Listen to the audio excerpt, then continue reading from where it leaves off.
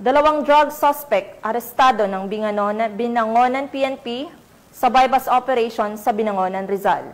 130,000 pesos na halaga ng ipinagbabawal na gamot, kumpiskado.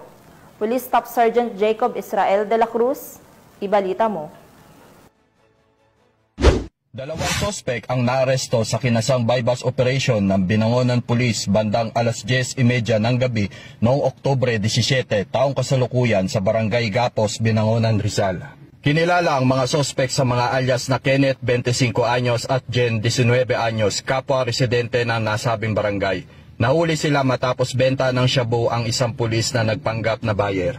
Nakuha sa mga sospek ang 3 sachet na hinihinalang shabu na tumitimbang na 19.21 gramo na may halagang higit 130,000 piso, isang cellphone at marked money. Ang operasyon ay may koordinasyon sa PIDEA at naitala sa video bilang bahagi ng transparency. Kasalukuyan nakakulong ang mga sospek at maharap sa kasong paglabag sa RA 9165. Patuloy ang panawagan ng Rizal Police sa publiko na makipagtulungan sa kampanya kontra droga.